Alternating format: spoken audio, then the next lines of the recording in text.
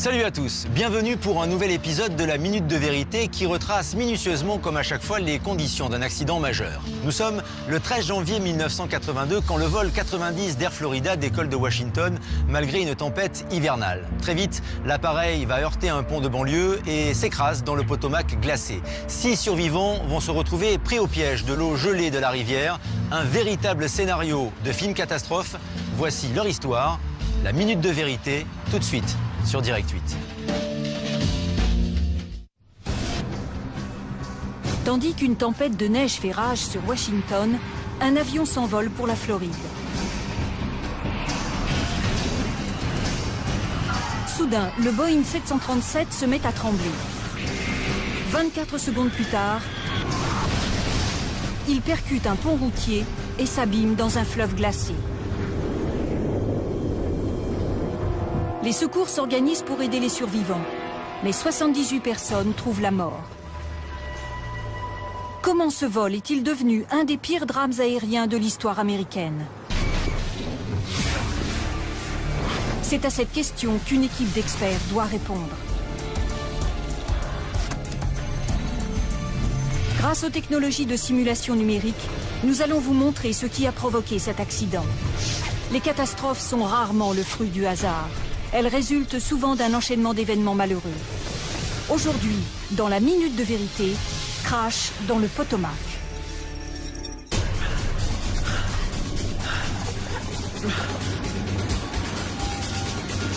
Cet homme vient de survivre à un accident d'avion. Mais au moment où l'appareil s'enfonce dans l'eau, il doit jouer les trompes-la-mort une nouvelle fois.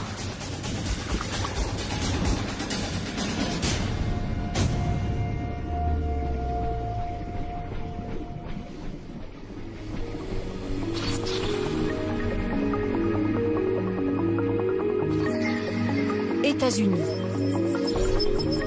Washington. 13 janvier 1982. Midi et demi. Joe Stiley, cadre dans une grande entreprise de télécom, arrive à l'aéroport de Washington avec sa secrétaire, Nikki Felch. Ils se rendent pour affaire à Tampa, en Floride, et doivent décoller à 14h15 sur le vol 90 d'Air Florida. Joe est toujours entre deux avions. Cet ancien pilote de l'aéronavale américaine sillonne le monde entier pour raisons professionnelles. À l'époque, je prenais un 737 pour telle ou telle destination 1 ou 2 fois par semaine. Donc pour moi, c'était quasiment une journée comme les autres. Sauf que la météorologie, elle, est exceptionnelle. Ça fait plusieurs décennies que le district de Columbia n'a pas connu un hiver aussi rigoureux. La température avoisine les moins 4 degrés et une tempête de neige enveloppe la capitale américaine. Nikki avait hâte d'arriver dans un endroit chaud et elle m'a dit « J'ai pris mon maillot de bain, et toi ?» Je ne me souvenais pas en avoir emmené un. Le Washington National Airport est à 5 km au sud de la Maison-Blanche, sur les rives du fleuve Potomac. C'est un aéroport important pour les vols nationaux et pour ceux en provenance du Canada. En moyenne, plus de 400 appareils s'y posent chaque jour. Ce jour-là, il s'efforce de ne pas fermer à cause de la neige. 13h38. Tous les avions sont cloués au sol, le temps que les engins de déneigement dégagent les pistes, ce qui devrait durer 1 heure. Nous vous informons qu'en raison des conditions météorologiques et des opérations de déneigement, tous les vols sont suspendus pendant au moins 1 heure. Porte 12, le 737 à destination de Tampa est donc obligé d'attendre. On dirait que c'est pire chaque année. C'est vrai. La pluie, je supporte, mais cette neige... Le commandant de bord, Larry Whitton, est âgé de 34 ans et a 2 enfants. Roger Pettit, son OPL, l'officier pilote de ligne, n'a que 31 ans. Cet ancien pilote de chasse de l'armée de l'air américaine a des états de service impeccables. Mais les deux hommes comptent moins de 3 ans d'expérience sur 737. À 14 h, l'embarquement commence avec 20 minutes de retard. Pour ce vol de 2 heures, l'avion n'est qu'à moitié plein. Il y a 71 passagers adultes et 3 jeunes enfants à bord. Kelly Duncan, 22 ans, les accueille. Pour elle, être hôtesse est un rêve devenu réalité. J'adorais cette vie. Où que j'allais, quand j'étais en uniforme, ça faisait parler les gens. J'étais très fière de faire ce métier qui me plaisait beaucoup.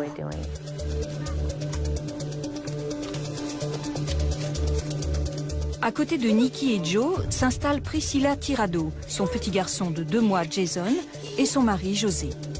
Ils partent s'installer en Floride où le jeune papa vient de trouver un emploi dans le bâtiment. 14h20. En attendant la réouverture des pistes, le commandant Wheaton ordonne au personnel au sol de dégivrer le 737. Allez-y les gars.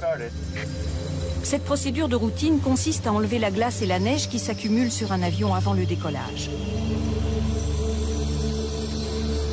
Mais de nouveaux retards retiennent le vol 90 à la porte 12 pendant encore 1 heure.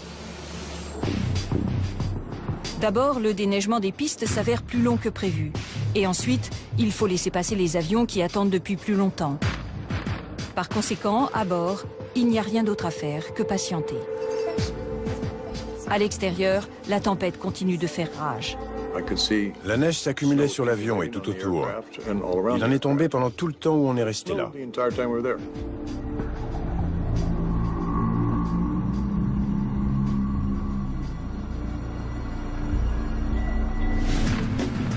L'autorisation de quitter la porte vient de tomber quand un énième retard s'ajoute au précédent. De la glace sur le tarmac gêne le remorquage du 737. C'est pourquoi le commandant actionne ses inverseurs de poussée. Je déploie les inverseurs. Vous êtes sûr? Oui, ne vous inquiétez pas.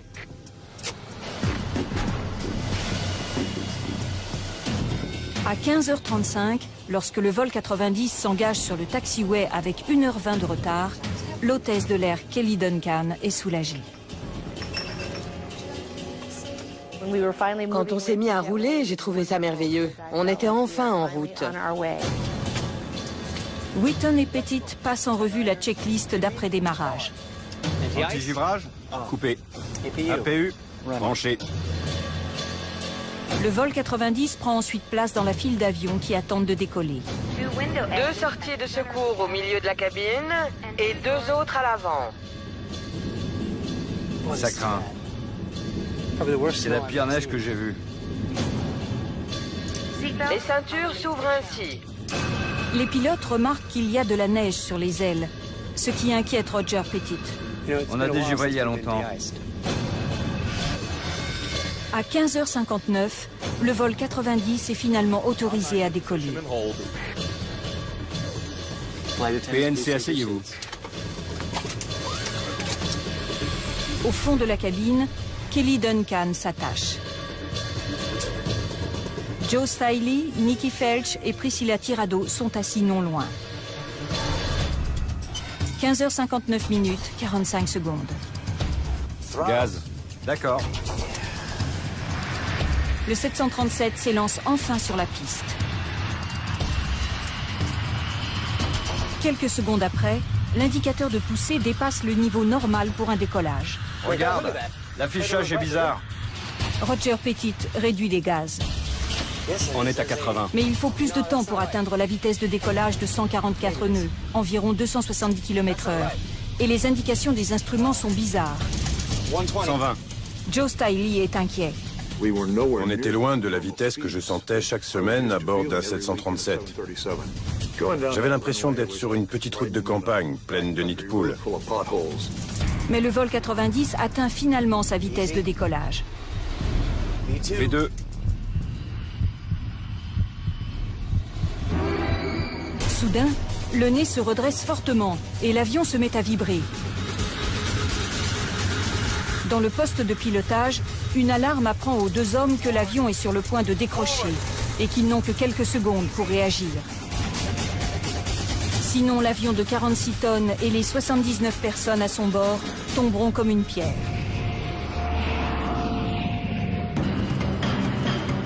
Le nez de l'avion est toujours aussi redressé et les vibrations continuent de se faire sentir.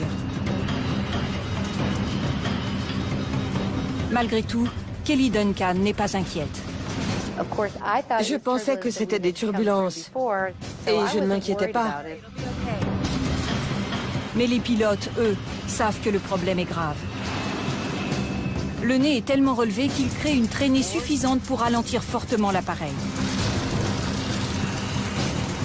500, ça suffit. S'il ralentit trop, le 737 va décrocher. Le commandant ordonne à l'OPL de faire baisser le nez en poussant le manche pilote. Pousse, pousse. Mais s'il pousse trop, l'avion va cesser de monter.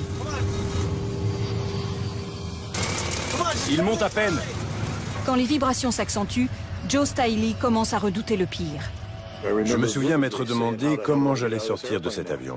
Sachant qu'il était trop tard, je numérotais mes abattis. 12 secondes après le décollage, le vol 90 a parcouru 1 kilomètre. À 500 mètres en avant de l'avion, la neige a provoqué un bouchon sur le pont de la 14e rue qui enjambe le Potomac. Marion Grant Jr., travailleur du bâtiment, est sur la voie nord. Depuis un quart d'heure, son camion n'a guère avancé. Ça ne bougeait quasiment pas. On restait bloqué pendant 3 minutes et on avançait d'1 mètre 50. 16h53. À une altitude de seulement 107 mètres, l'avion cesse de monter, puis chute. Le commandant actionne la manette des gaz pour obtenir une poussée maximale. Mais il est trop tard. Les automobilistes qui attendent sur le pont entendent le hurlement d'un réacteur. On tombe, Larry, on tombe. Je sais.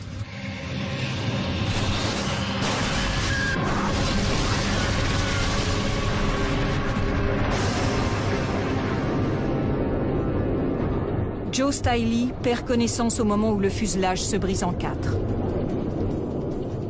Je me souviens être tombé dans les pommes et m'être dit « Mon Dieu, aide-moi ». Fais comme moi. Une des ailes a renversé son camion comme si c'était un jouet. Mais Marion Grant en sort indemne.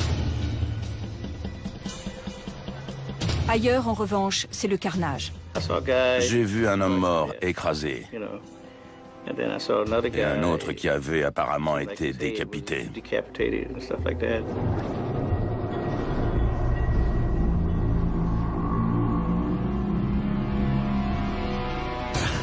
Joe Stiley reprend connaissance. Il a 67 fractures. Mais il n'a que quelques secondes pour réagir. L'eau commençait à m'arriver au nez. Et elle montait vite.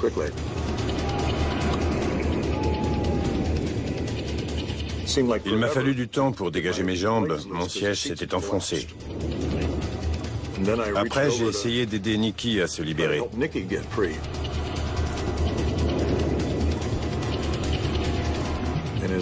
En arrivant au fond de l'avion, j'ai su que j'allais sortir parce que j'ai vu un rayon de lumière dans l'eau. Une fois à l'extérieur, j'ai nagé vers le haut.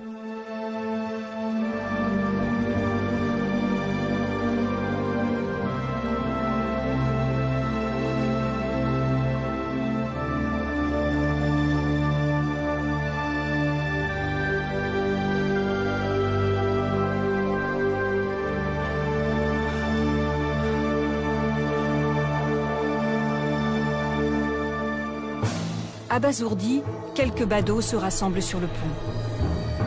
Un caméraman d'une chaîne d'information tourne ces images quelques minutes après le drame. Le 737 a disparu. Seule sa queue est partiellement visible. Joe et Nikki se cramponnent à un bout d'épave avec 4 autres survivants.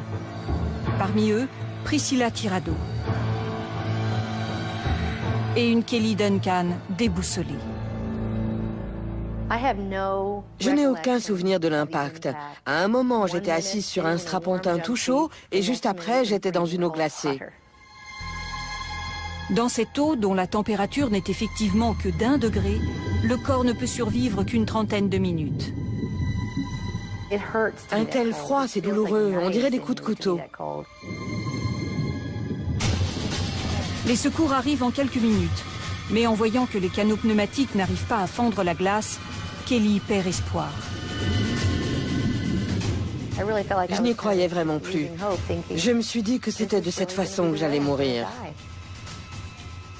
Même si je ne voulais pas mourir.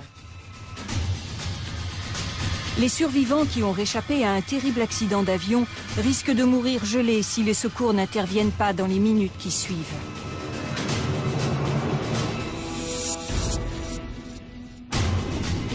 Ils sont 6, tous grièvement blessés, à être remontés à la surface du fleuve Potomac. Et pour l'heure, ils attendent désespérément de l'aide. Quant aux badauds, ils continuent de se rassembler, comme pour les regarder mourir.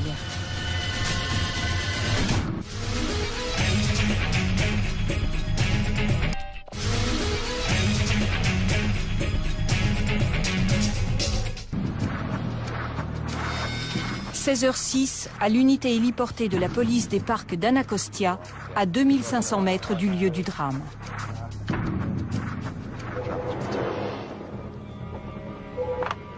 Aviation de la police des parcs.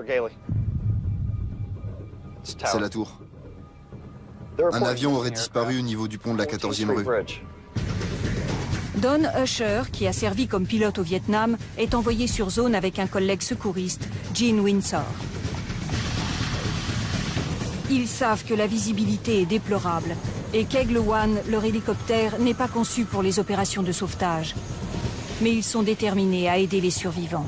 On a fait ce qu'on devait faire, ce qu'on avait appris et ce qu'on attendait de nous.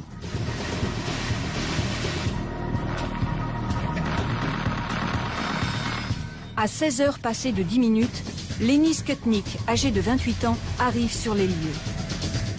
Il a remarqué de l'agitation après avoir quitté son bureau situé dans le centre de Washington. Et il est troublé par ce qu'il découvre.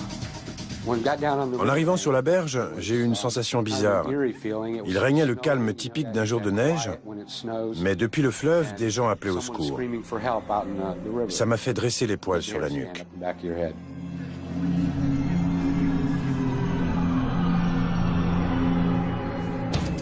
Eagle One vole quasiment à l'aveuglette. Don doit se repérer grâce aux rues dont il sait qu'elles vont le conduire au pont de la 14e rue. On n'avait que ce qu'on appelle une portée visuelle oblique. Gene improvise quelques lignes de vie. 16h22. Les 6 survivants sont dans l'eau depuis 21 minutes. Ils ont les membres engourdis. Ils ne peuvent plus bouger les mains. Et petit à petit, ils perdent espoir. C'est alors qu'ils entendent Eagle One arriver. J'ai entendu le bruit des pales d'un hélicoptère.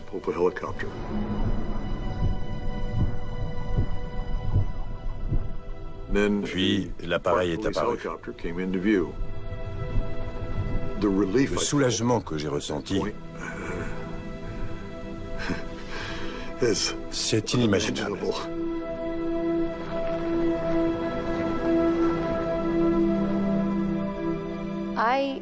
Je n'avais jamais rien entendu de plus beau que cet hélicoptère.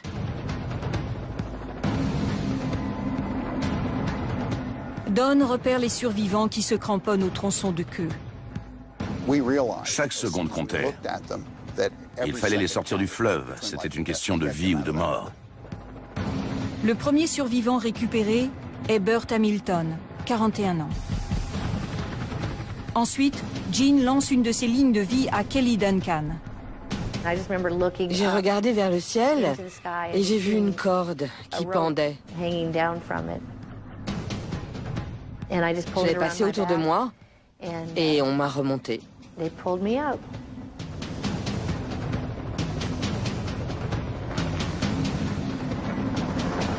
Pour aller le plus vite possible, Don et Jean lancent 2 cordes en même temps. Joe Stiley en attrape une et prend Priscilla Tirado dans ses bras. Nikki Felch empoigne la deuxième, mais Joe constate que sa secrétaire est trop grièvement blessée pour s'y agripper. C'était terrible, parce que s'il y avait quelqu'un que je voulais aider en premier, c'était elle, mais je n'y arrivais pas. Quelques secondes plus tard, Priscilla échappe à Joe. Je ne m'en rendais pas compte, mais tous les doigts de ma main gauche et mon bras étaient cassés.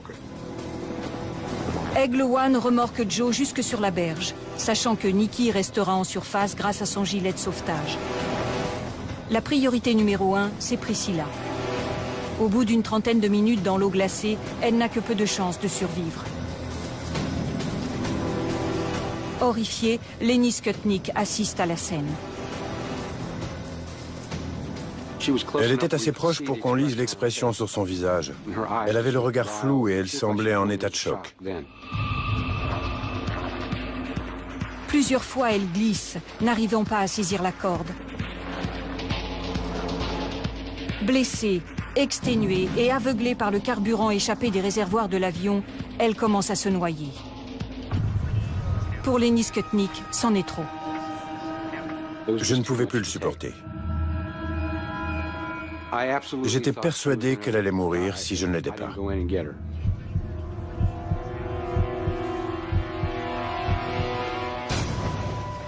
Il plonge dans l'eau glacée et ramène Priscilla sur la berge.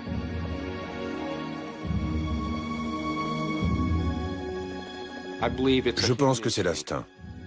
Je n'ai pas réfléchi, j'ai agi.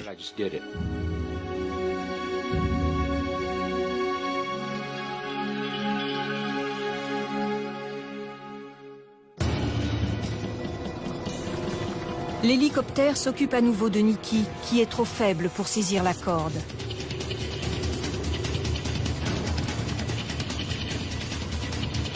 Les sauveteurs prennent alors un risque incroyable.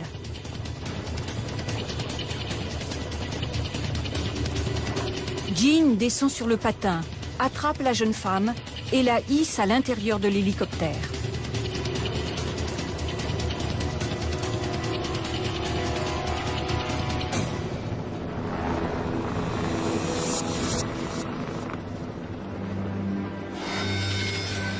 À 16h35, le sauvetage est terminé.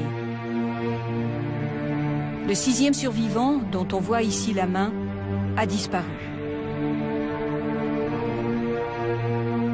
Il s'agissait d'Arland Williams, un contrôleur bancaire de 46 ans.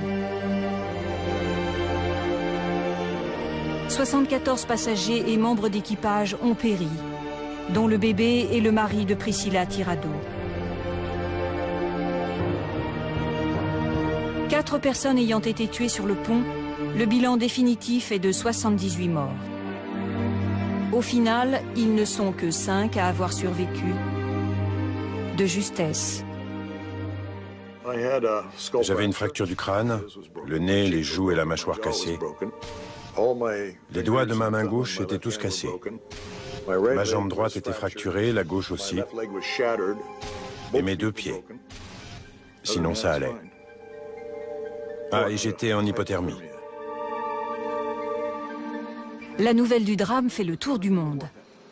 Certains ont péri à l'impact, mais la plupart se sont noyés dans les eaux glacées.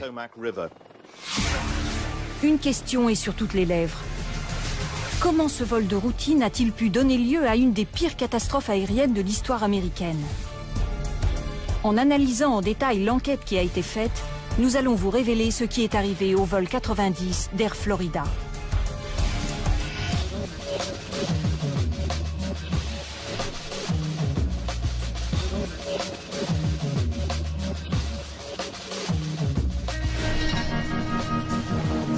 À l'époque des faits, Bill Hendricks est responsable de la section aérienne du NTSB, l'équivalent du bureau d'enquête et d'analyse.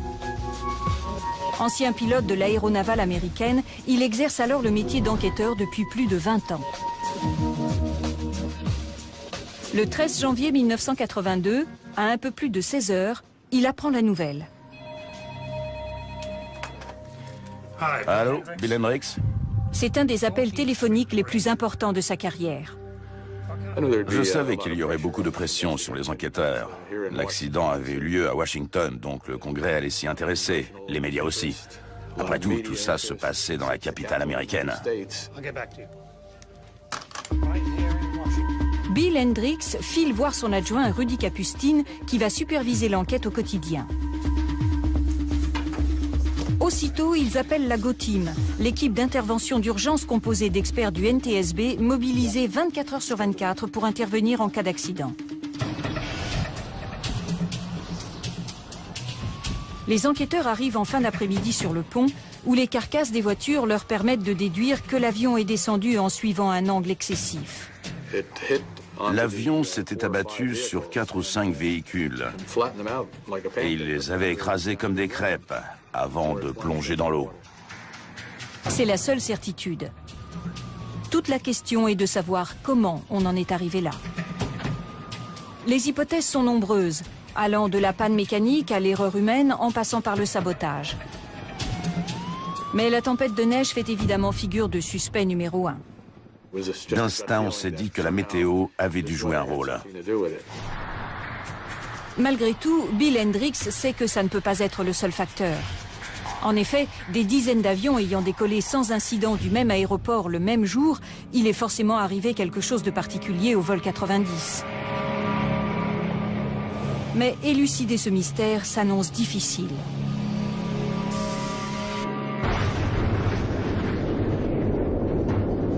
L'épave et les indices qu'elle contient reposent au fond d'un fleuve gelé. Et les 2 pilotes ont péri. Donc ce qui s'est passé dans le poste de pilotage restera un mystère jusqu'à ce que les plongeurs remontent les enregistreurs de vol. Ce qu'on cherche toujours en premier, ce sont les enregistreurs. L'enregistreur de paramètres nous communique l'altitude, le cap, la vitesse R. Et l'enregistreur phonique, les 30 dernières minutes de conversation entre les pilotes.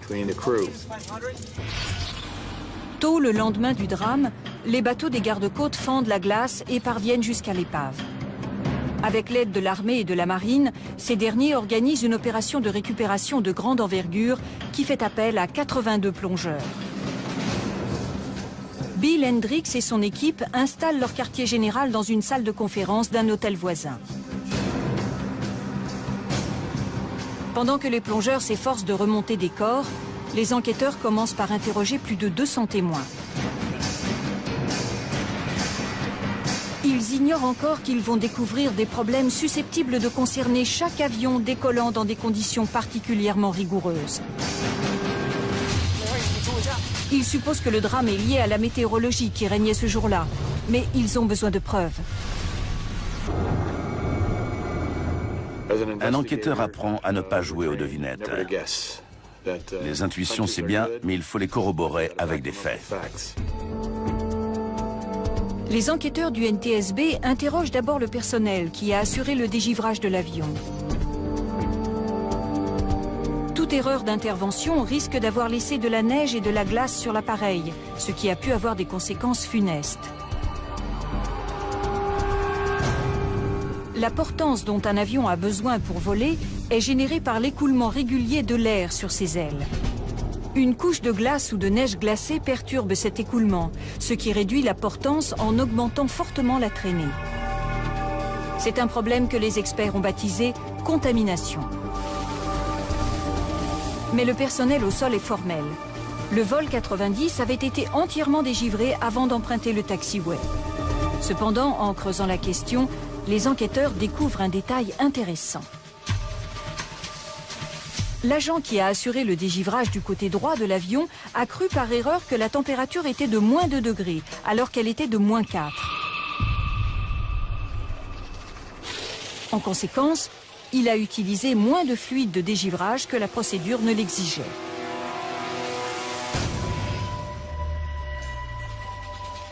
Pensant avoir fait un grand pas vers la solution, les enquêteurs se penchent sur cette intervention. On s'est intéressé à l'ensemble de cette procédure. Quel était le mélange utilisé? Comment avait-il été appliqué? Le fluide de dégivrage est examiné, ce qui fait apparaître quelque chose d'encore plus inquiétant. Il contenait moitié moins d'agents dégivrants, appelés glycols, qu'il n'en fallait. Il était donc moins efficace que ce qu'indiquait le pupitre de contrôle de l'agent chargé du dégivrage. Comment est-ce arrivé? L'équipe examine dans ses moindres recoins le véhicule utilisé pour dégivrer l'avion du vol 90 et trouve la réponse. Une vanne spécialement calibrée, située dans le tuyau d'arrivée du glycol, a été remplacée par une autre qui n'était pas adaptée. Le résultat? Un débit de glycol moins important. Ça n'est donc pas seulement le côté droit du 737 qui n'a pas été suffisamment arrosé, mais l'ensemble de l'avion. Le dégivrage n'avait pas été fait de manière très complète. Au mieux, il avait été approximatif. Malgré tout, c'est loin d'être la preuve incontestable que le 737 a été contaminé par la neige et la glace lors du décollage. Le personnel a dégivré d'autres avions de la même façon, sans que ça pose de problème. Donc, même si elle n'était pas conforme à la procédure, l'opération a tout de même été efficace. Pour vérifier que son intuition est la bonne, Bill Hendricks a besoin de plus de preuves. Et ce que son équipe découvre alors fait l'effet d'une bombe. Je déploie les inverseurs. Pendant le repoussage, le commandant a utilisé ses inverseurs de poussée. Ces derniers servent normalement pour le freinage lors de l'atterrissage. Vous êtes sûr? Ils ne doivent en aucun cas être utilisés avant le décollage dans des conditions hivernales pour une simple et bonne raison. Ils orientent le flux d'éjection d'air chaud qui sort par l'arrière du réacteur vers l'avant. Ça peut projeter un amas de neige plus ou moins fondu sur l'aile et sur l'entrée du réacteur. Et par des températures négatives, cette neige risque de geler en quelques minutes. L'utilisation des inverseurs de poussée est donc une preuve supplémentaire du rôle de la neige ou de la glace dans le drame. C'était une erreur de jugement de la part du pilote. Une mauvaise idée. Et un nouvel élément vient le confirmer.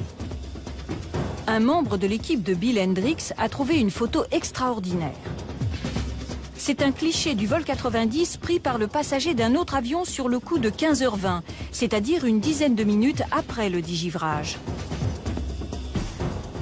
La photo a du grain, mais on voit bien que de la neige fraîche recouvre déjà l'avion. C'est encore une preuve comme quoi le 737 a été victime d'une contamination après le dégivrage, indépendamment de la façon dont ce dernier a été effectué. Pourtant, les enquêteurs se retrouvent dans une impasse. En effet, ils n'ont que des preuves indirectes qui ne démontrent pas que ce sont bien la neige et la glace qui ont provoqué le drame. L'hypothèse de l'incident mécanique ou même celle d'un sabotage ne peuvent pas encore être écartées. Les enquêteurs ont besoin de preuves concrètes et pour l'instant, elles se trouvent au fond du Potomac. Le 4e jour de l'investigation, la plupart des corps ayant été remontés, l'opération de récupération se concentre sur l'épave. Les débris sont rassemblés dans un hangar du Washington National Airport pour être examinés à la loupe. Malheureusement, ils ne contiennent aucun indice. Quant aux enregistreurs, ils restent introuvables. Il faut dire que les plongeurs cherchent une aiguille dans une botte de foin. Ils sont certes équipés d'un appareil de localisation acoustique. Mais les débris de l'avion sont éparpillés sur une zone de la taille d'un terrain de football, noyée sous des eaux sombres et glacées. La presse attend avec impatience des réponses. Mais le porte-parole du NTSB, Francis McAdams, n'a rien à annoncer. Je le répète, je n'en ai aucune idée. Il nous faut toutes les preuves. Les enquêteurs abattent alors leur dernière carte, les rescapés. Les survivants entendent des bruits. Ils sentent les soubresauts d'un avion. Ils fournissent donc toujours énormément de renseignements. Joe Stiley décrit les violentes secousses de l'avion avant l'accident.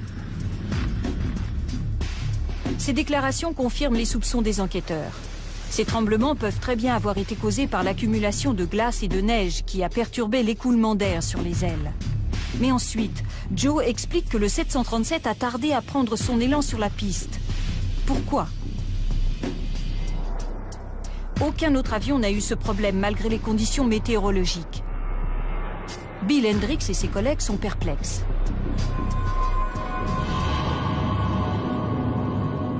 Une semaine après l'accident, un plongeur capte un faible signal.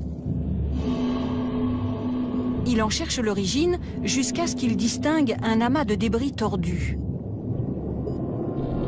Prudemment, il retire les fragments métalliques coupants comme des rasoirs.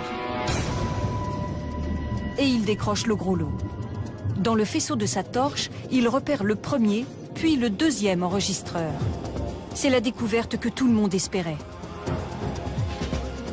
Un plongeur brandit l'enregistrement au-dessus de sa tête en signe de victoire. C'est un grand moment après une semaine de déception.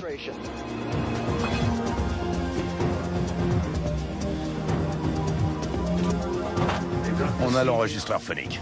Super! Quand on a appris que les enregistreurs avaient été localisés et remontés, on a su qu'on tenait une très bonne source de renseignements.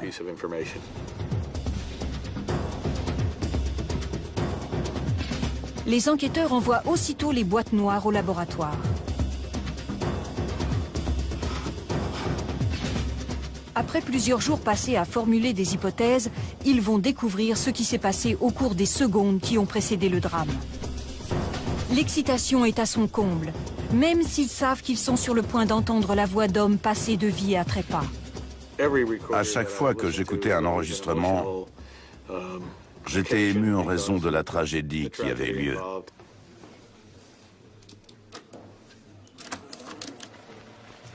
Ça craint. C'est la pire neige que j'ai jamais vue. On a dégivré il y a longtemps. Les enquêteurs sont sidérés de constater que les deux pilotes ont bien remarqué qu'il y avait de la neige sur les ailes, mais qu'ils n'ont pas demandé qu'on l'enlève. Il doit y avoir 1 centimètre de neige de ce côté. Et un peu de mon côté. J'étais étonné, perplexe, estomaqué.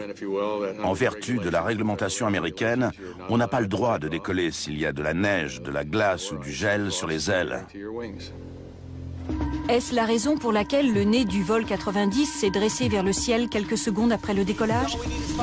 Les enquêteurs savent que le Boeing 737 a tendance à se cabrer si les ailes sont victimes d'une contamination. VR 326. Les preuves paraissent accablantes.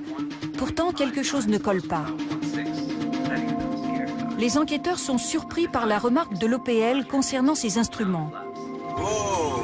Regarde, l'affichage est bizarre. Pour trouver ce qui l'a dérangé, les enquêteurs analysent les données de l'enregistreur de paramètres et aussitôt un nouveau mystère apparaît. Il s'avère que Joe Stiley avait raison. Il a fallu 45 secondes au 737 pour atteindre la vitesse de décollage, soit 15 de plus que la normale. La contamination par la glace et la neige a pu ralentir légèrement la prise d'élan, mais pas au point de faire perdre 15 secondes à l'avion. Le NTSB est désormais convaincu que le 737 a eu un autre problème. Mais lequel? Les enquêteurs sont-ils revenus à la case départ?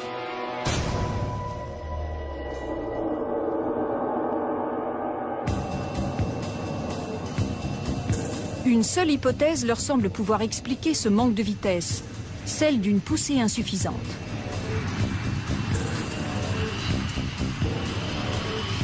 Mais pourquoi un équipage décollerait-il sans utiliser la puissance nécessaire? L'idée même semble absurde. Cette énigme ne peut pas être percée par l'analyse des moteurs puisqu'ils sont toujours au fond du Potomac. De plus, l'avion était équipé d'enregistreurs de vol qui n'étaient pas numériques et ne gardaient aucune trace de la poussée. Il n'y a donc plus qu'une solution. Les spécialistes analysent le bruit du moteur capté par l'enregistreur phonique.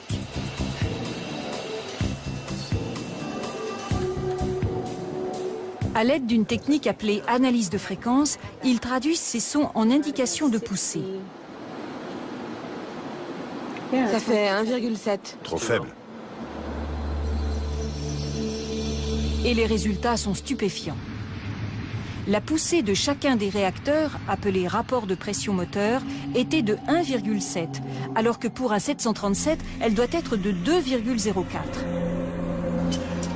Voilà qui est déroutant. Il semble que les pilotes aient décollé en manquant de puissance. Regarde, l'affichage est bizarre. Comment cela a-t-il pu arriver? Harnais de siège, mis. Air conditionné, coupé. Pression, croissante. En quête d'indices, les spécialistes écoutent l'enregistrement en boucle. Jusqu'à ce qu'ils finissent par repérer un détail infime. Anti-givrage, coupé. APU, branché. Réécoutons. Harnais de siège. Les enquêteurs sont sidérés. Il a dit couper. Quoique de mauvaise qualité, l'enregistrement indique que le commandant a dit couper pour décrire le statut du système d'anti-givrage. Anti-givrage, coupé.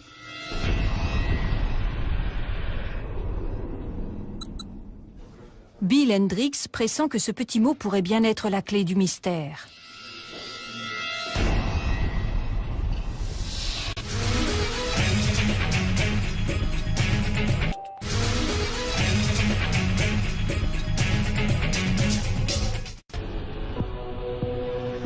Les indications de poussée sont fournies par deux capteurs, un à l'entrée et l'autre en sortie de chaque moteur. Ensemble, ces capteurs fournissent des indications de poussée en mesurant la différence entre la pression à l'avant du réacteur et celle à l'arrière. Mais quand l'antigivrage est coupé, la neige peut rendre le capteur d'entrée inopérant.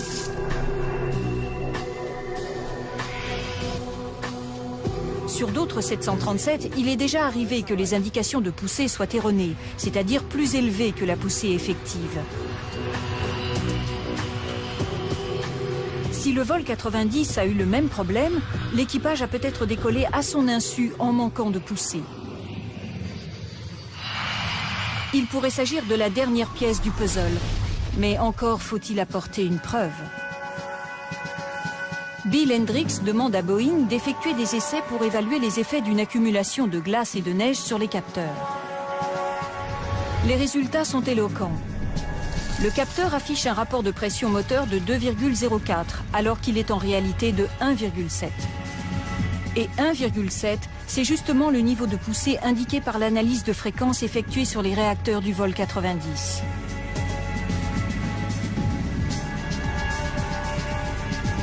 Ça pourrait expliquer la remarque de l'OPL. Non, ça cloche. Le cadran affiche un rapport de 2,04, alors que la position de la manette des gaz et les indications du thermomètre et du débitmètre en font apparaître un plus faible, de l'ordre de 1,7. Mais comment les pilotes ont-ils commis l'erreur grossière d'oublier de brancher l'antigivrage du moteur? Et pourquoi n'ont-ils pas interrompu le décollage lorsqu'ils ont compris que quelque chose n'allait pas? Une fois le roulage entamé suite aux remarques de l'OPL, le décollage aurait dû être annulé. Les enquêteurs examinent le dossier des pilotes. Ils découvrent que ni l'un ni l'autre n'avaient l'habitude de voler en hiver. Mais quelque chose d'encore plus troublant se dégage. Au cours des 2 années précédentes, Larry Whitton aurait dû repasser 2 tests de compétences après avoir écopé de mauvaises notes. Il n'appliquait pas au pied de la lettre les réglementations en vigueur et les checklists, et faisait preuve d'une méconnaissance des systèmes de bord. Cette découverte vient conforter l'hypothèse selon laquelle l'erreur humaine a joué un rôle clé dans le drame. Malgré tout, il manque encore 2 preuves capitales. Si l'équipe n'examine pas les réacteurs du vol 90, elle ne pourra pas établir avec certitude que l'antigivrage était coupé ou que l'accident n'était pas dû à une panne moteur. Le personnel chargé de la récupération de l'épave remonte finalement les moteurs. 13 jours après le drame, ces derniers sont envoyés au fabricant Pratt & Whitney pour être examinés. Ce que les enquêteurs découvrent alors va secouer tout le milieu du transport aérien. le vol 90 était condamné avant même de décoller. Les plongeurs travaillent plusieurs jours d'arrache-pied pour trouver et remonter les réacteurs du 737 du fond du Potomac.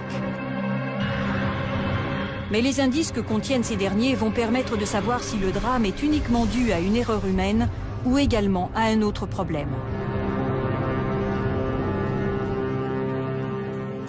Les techniciens démontent les moteurs et cherchent minutieusement le moindre signe de défaillance mécanique. Mais ils n'en trouvent aucun. Ensuite, ils examinent l'antigivrage.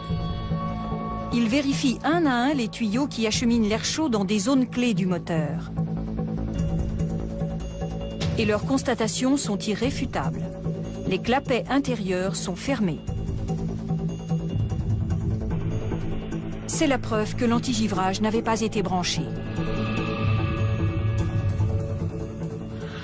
Mais cela a-t-il suffi à faire tomber le vol 90 ? Pour le découvrir, les enquêteurs font des essais dans un simulateur de vol à la pointe de la technologie. À leur grande surprise, ils constatent qu'un rapport de pression moteur de seulement 1,7 suffit à faire voler l'avion. Mais en ajoutant dans l'équation la contamination par la glace et la neige, ils trouvent enfin la clé du mystère.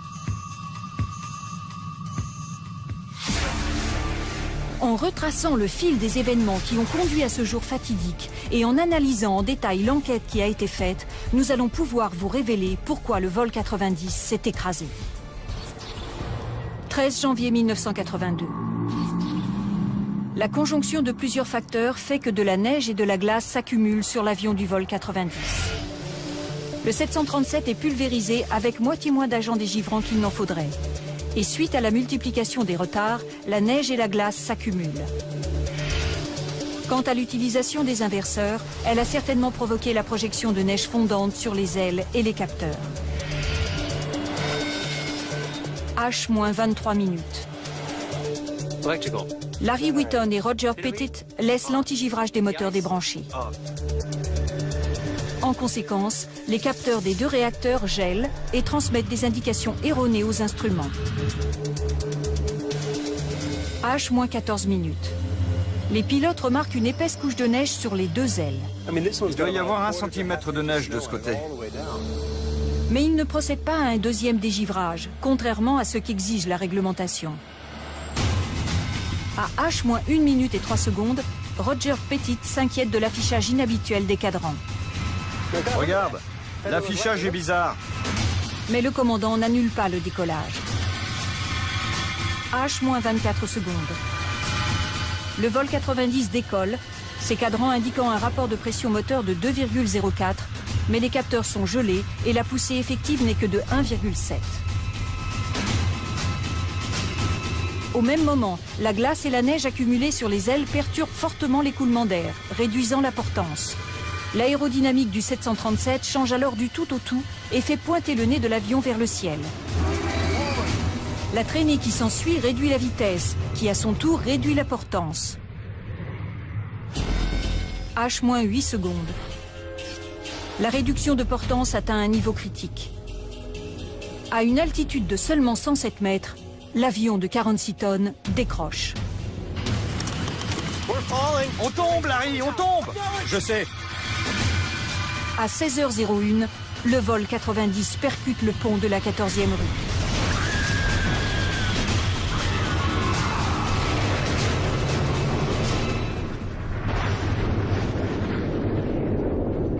Au total, la catastrophe fait 78 victimes.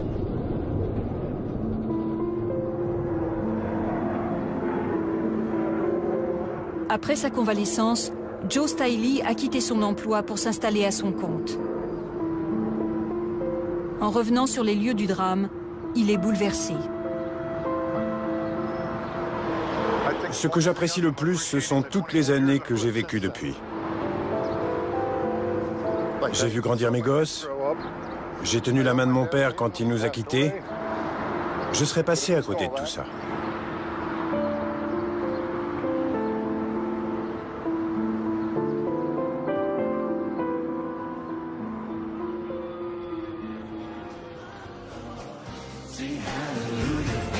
Pour Kelly Duncan aussi, ce drame a tout changé. Mes prières ont été exaucées quand j'ai entendu l'hélicoptère. Et au lieu de m'éloigner de Dieu, je m'en suis rapprochée. Après avoir démissionné, elle est devenue enseignante dans une école baptiste de Miami.